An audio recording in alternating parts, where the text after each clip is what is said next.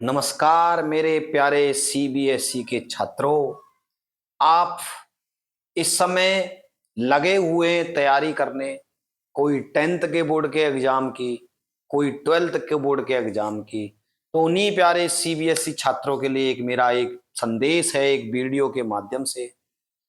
आपने अब तक का समय बहुत अच्छे से पढ़ाई में बिताया, आपने बहुत अच्छे तरीके से अपने एनसीईआरटी को कवर अप किया, लेकिन अब ये समय वो समय है जब आपके हाफ ईयरली एग्जाम होने के बाद आपको बहुत अच्छे से मेहनत करनी पड़ेगी, तब जाके आप कहीं अच्छे मार्क्स प्राप्त कर पाएंगे। तो उसके लिए ये अब आने वाला समय आपके लिए बहुत कीमती होगा। तो मैं आज आपसे कुछ बातें करूंगा, आपसे कुछ कमेंट राय लूंगा कि आगे आपको किस तरह के बच्चे आगे पहुंच रहे हैं, जो अच्छे अच्छे मार्क्स ला रहे हैं वो कैसे स्टडी करते हैं, उनकी पढ़ने की दिनचर्या क्या होती है, आपको अपने टाइम सेटअप को किस हिसाब से सेट करना होगा और किस हिसाब से आपको पढ़ना होगा। तो देखिए, मेरा ये YouTube चैनल है जिस पे मैं आपको निशुल्क वीडियो प्रदान करता हूं, जिसका कोई भी मैं शुल्क आपसे नहीं लेता हूं। लेकिन एक टीचर को मनोबल तब मिलता है जब बच्चे ज्यादा से ज्यादा उसकी वीडियोस को देख करके और उसको सपोर्ट करते हैं। और टीचर का धैर्य तब टूट जाता है जब एक टीचर लगातार वीडियो डालने के बाद तुम भोले भाले बच्चे हम जैसे टीचरों को सपोर्ट ना करने के कारण, हमारा मनोबल क्षीण होने के कारण हम वीडियो बनाना बंद कर देते हैं। तो देखिए, मैंने बहुत सारी वीडियो अपलोड की हुई है, आप जाकर के देख सकते हैं। 10th क्लास में मेरा स्टैंडर्ड कोर्स अगर मैं शुरू करने वाला हूं, अगर आप सभी बच्चों का स्नेह और प्यार मिलेगा, आप सभी बच्चे मेरे को सपोर्ट करेंगे, तो मैं अच्छे से अच्छे वीडियो लेकर आऊंगा आपके लिए। एग्जाम से इंपोर्टेंट जो रिलेटेड जो क्वेश्चंस होंगे, जो सीबीएसई आपको हर साल बना करके गुमराह कर करके बहुत आसान आसान क्वेश्चनों को पूछता है, लेकिन आप उसके चुंगल में फंस के आप अपने मार्क्स कम करा जाते हो। तो उसके लिए मैं आपको बहुत अच्छे तरीके से पैटर्न लेकर आ रहा हूं, जो कि बिल्कुल निशुल्क होगा। तो पहले जितने भी विद्यार्थी सीबीएसई बोर्ड के ये वीडियो देख रहे हैं, वो अपने उन साथियों को इस वीडियो को शेयर कर दें, जिससे कि उनका भी कुछ भला हो सके, उनको भी कुछ अच्छी शिक्षा मिल सके। तो इसके लिए क्या करना होगा, क्या आपको प्लानिंग तैयार करनी होगी। अब इसमें बहुत सारे बच्चे ऐसे भी होंगे जो अब तक सोए हुए थे, लेकिन अब उनको जागना पड़ेगा। ये समय आ चुका है उस पढ़ाई का करने का जो आपको शिखर तक पहुंचाएगी।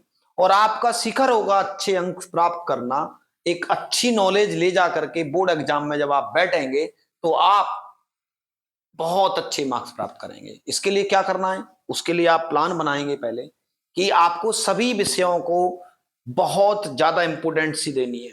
जो सब्जेक्ट आपको कम आता है उस सब्जेक्ट के लिए आपको टाइम ज्यादा निकालना होगा। जो सब्जेक्ट आपको आता है उस सब्जेक्ट के लिए आपको टाइम निकालना है, क्योंकि आप अगर उस सब्जेक्ट को टाइम नहीं देंगे तो वो ज्यादा समय अंतराल के बाद आप उसको भी भूल जाएंगे। इसलिए आप उसका भी शेड्यूल में डालेंगे।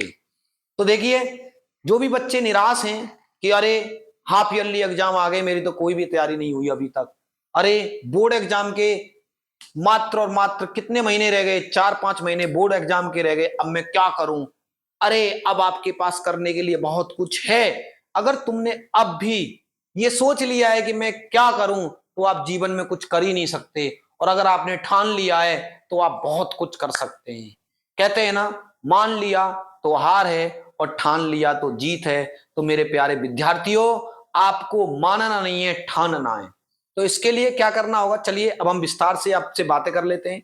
आपको करना है, आपके एनसीईआरटी का अगर सिलेबस कवर अप नहीं है तो पहले आप अपने एनसीईआरटी के सिलेबस को एक बार जरूर पढ़ लें।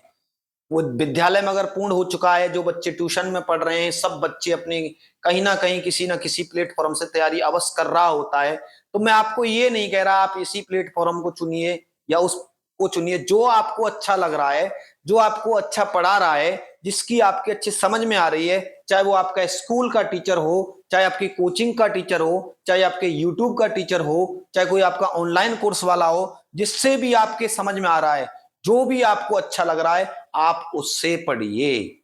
सबसे पहली बात। और अब आपने नोट्स वगैरह सब अपने कंप्लीट कर लिए, और नोट्स को एक साइड में रख लीजिए। अब जब भी आप तैयारी करें तो आप शॉर्ट नोट्स बनाएं, क्योंकि एग्जाम में लॉन्ग नोट्स आपके काम नहीं आएंगी। अब ये शॉर्ट नोट्स आपके दिमाग में सेट हो जाना चाहिए। सबसे पहले हम बात करते हैं मैथ, साइंस। ये दो ऐसी सब्जेक्ट है जो बच्चे के मनोबल को गिरा देती हैं। कारण क्या होता है, बच्चे अच्छे से प्रिपेयर करके एग्जाम में बैठा होता है, लेकिन मैथ एक ऐसा सब्जेक्ट है जहां आपने कहीं भी थोड़ी बहुत मिस्टेक की भी कर दी, चाहे माइनस की मल्टीप्लाई का प्लस से कर दिया और वो आपने गलत लिख दिया, चाहे आपने पक्षांतर करने में, ट्रांसफर करने में, एलएचएस से आरएचएस ले जाने में दिक्कत कर दी किसी भी साइन की, तो पूरा क्वेश्चन वहां से लेकर के आगे तक के स्टेप का गलत हो जाता है। और आप सोच के बैठते हैं मैंने तो इतने मार्क्स का क्वेश्चन कर दिया, लेकिन जब रिजल्ट आ जाए तो आपके मार्क्स कम। इसके लिए क्या करना होगा प्यारे विद्यार्थियों, आपको मैथ का प्रतिदिन एक टाइम टेबल सेट करना है कि मेरे को इतने समय से इतने समय तक मैथ का रिवीजन करना है। और मैथ में जो आपको चैप्टर कठिन लगते हैं, जो टफ लगते हैं, आप उन्हीं चैप्टरों को देखें। आप 80 में 80 पे पहुंच सकते हो अगर आपने अच्छे से तैयारी की है। होता क्या है कि एक क्लास में, एक बोर्ड एग्जामिनेशन में जब जाते हैं तो सभी लेवल के विद्यार्थी पहुंचते हैं। कुछ विद्यार्थी ऐसे पहुंचते हैं जिनका आईक्यू स्टैंडर्ड बहुत अच्छा होता है, कुछ ऐसे विद्यार्थी पहुंचते हैं जिनका आईक्यू स्टैंडर्ड थोड़ा स्लो होता है। तो कुछ बच्चे तो पास होने की उम्मीद में जाते हैं कि चलो भगवान हमको पास करा दे, कुछ बच्चे जाते हैं कि हमको 100% मार्क्स लेके आने हैं, तो कुछ ऐसे रहते हैं कि भाई सामान्य स्टैंडर्ड में, नॉर्मल में, जिसका आईक्यू 90 से 110 के बीच में होता है सामान्य। अब जिनको अच्छा स्टैंडर्ड बेस बना के जो पढ़ाई कर रहे हैं, तो मैं आपको रिकमेंडेड करूंगा अब इस समय एनसीईआरटी का पैटर्न अगर आपने पढ़ लिया, सीख लिया, तो उसको एक साइड कर दें।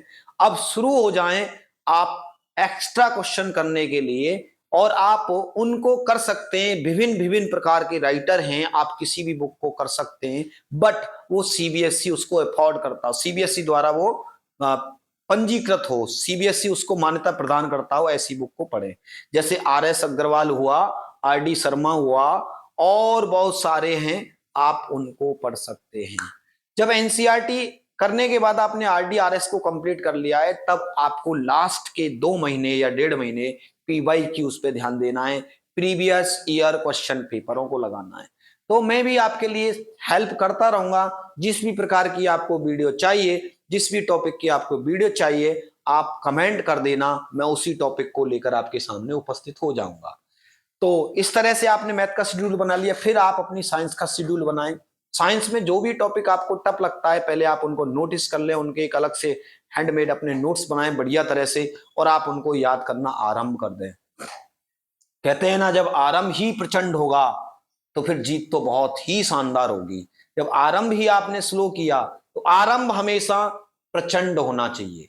आरंभ जब आप प्रचंड करेंगे तो आपकी जीत भी अच्छी होगी। एसएसटी को भी आप समय दीजिए, जो याद करने वाले सब्जेक्ट हैं आप उनको याद पर ज्यादा फोकस करें। जितना आप रिवाइज करेंगे, और रटने से कुछ नहीं होता, बस आप किसी भी कॉन्सेप्ट को आप समझिए, समझने के बाद उसको आप ट्रांसलेट करके आप लिख सकते हैं। लेकिन आप क्वेश्चन जो लिख रहे हैं वो उससे रिलेटेड होना चाहिए। जरूरी नहीं है कि जो बुक में लिखा है आप उसका सेम का सेम याद करके और कॉपी में लिख के आए, ऐसा नहीं है। आपको जो क्वेश्चन पूछा जा रहा है उस क्वेश्चन से रिलेटेड आप अगर अपने क्वेश्चन में लिखते हैं तो आपका क्वेश्चन जितने भी मार्क्स का है आपको फुल मार्क्स मिलेंगे। तो मेरे प्यारे विद्यार्थियों, ये बहुत समय कम बचा है। जो बच्चे सोच रहे हैं कि अभी तो मेरे पास 4 महीने, इनमें से कुछ आप अपनी छुट्टियों में व्यतीत कर देंगे, कुछ समय को आप अपने आने वाले बोर्ड एग्जाम के प्रैक्टिकल में व्यस्त कर देंगे। इसलिए अब आपके पास कुछ ही समय रह गया है जिसमें आप अच्छी तैयारी कर सकते हैं। तो बेटा, कोई भी बच्चा किसी भी प्रकार का हताश ना हो, निराश ना हो, क्योंकि अभी बचा है टाइम, और आप आरंभ कर सकते हैं आज से, और एक अच्छा रिजल्ट दे करके आप दिखा सकते हैं अपने घर वालों को। तो बेटा, मेरी सभी से यही प्रार्थना होगी कि आप पढ़ाई को थोड़ा अच्छे तरीके से करें। किसी भी प्रकार की कोई डाउट है तो मेरे चैनल पर विजिट करें। किसी भी टॉपिक की आपको वीडियो चाहिए, आप तुरंत कमेंट बॉक्स में डालें, आपका उसका वीडियो बहुत जल्दी प्राप्त हो जाएगा। धन्यवाद।